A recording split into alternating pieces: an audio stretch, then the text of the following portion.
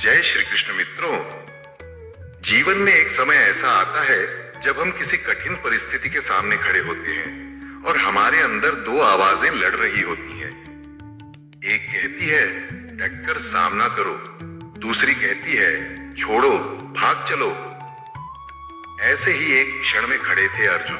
महाभारत का युद्ध शुरू होने वाला था। सामने अपने ही गुरु, अपने ही भाई, अपने ही रिश्तेदार और दिल में सवाल, क्या मैं अपने ही लोगों पर शस्त्र उठाऊं?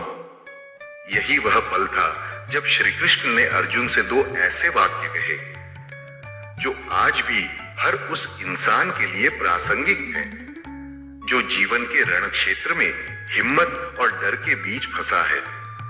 पहला, सम्मान खोना मौत से भी बुरा है। दूसरा, डर से भागना अपनों और दुश्मनों दोनों की नजरों में हमें छोटा कर देता है। आइए हम इन दो श्लोकों, अध्याय 2 श्लोक 34 और 35 के माध्यम से साहस, सम्मान और कर्म का यह अद्भुत संदेश समझते हैं। कल्पना कीजिए, एक युद्ध भूमि है।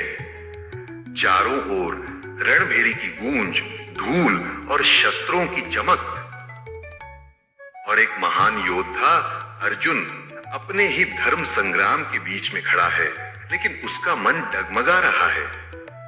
श्री कृष्ण जानते हैं कि अर्जुन को जीतने के लिए सिर्फ शस्त्र नहीं बल्कि अंदर का विश्वास चाहिए। और तभी वे दो ऐसे वाक्य कहते हैं जो किसी भी योद्धा का दिल हिला दें।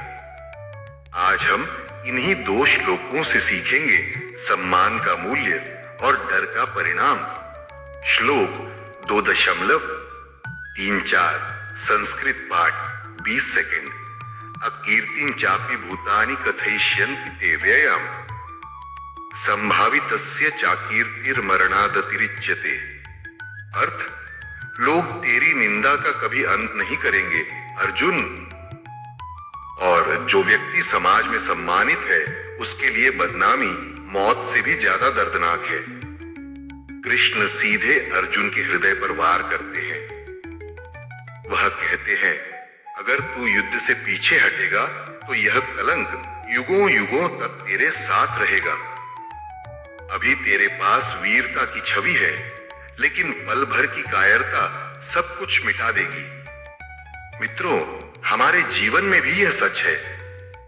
एक नेता, एक खिलाड़ी, एक पिता, सम्मान सालों में कमाया जाता है, लेकिन एक गलती से वह खो भी सकता है।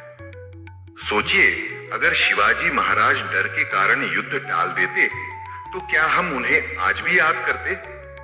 नहीं। सम्मान साहस से बनता है, डर से नहीं।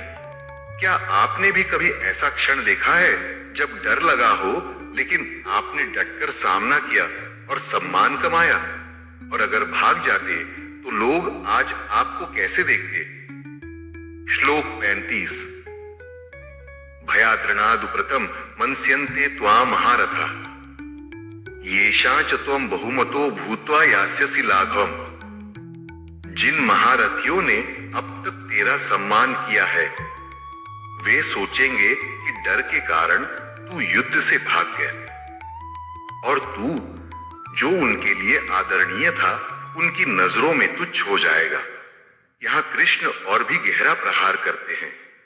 वह कहते हैं, अर्जुन, सिर्फ अपने लोग ही नहीं, तेरे दुश्मन भी तुझ पर हंसेंगे। तू उनके लिए जो आदर्श था वो टूट जाएगा। मित्रों, हम अक्सर सोचते हैं कि अगर हम हार मान लें तो लोग समझेंगे, लेकिन सच ये है कि लोग हमारे कर्म को देखते हैं, हमारे बहाने को नहीं। अगर हम भाग गए तो किसी को हमारी मजबूरी याद नहीं रहेगी, बस यह याद रहेगा कि वो डर गया। सोचिए, अगर भगत सिंह ने फांसी से बचने के लिए अपने विचार बदल लिए होते तो क्या हम उन्हें आज भी शहीद ए आजम कहते? कभी नहीं। क्या आपको भी लगता है कि एक पल का डर बरसों की मेहनत मिटा सकता है?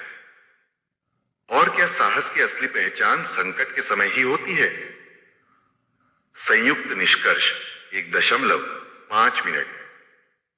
मित्रों, इन दोनों श्लोकों का संदेश एक है। सम्मान और साहस जीवन के दो सबसे बड़े रत्न हैं। इनको बचाने के लिए कठिन से कठिन परिस्थिति में भी डटे रहना चाहिए।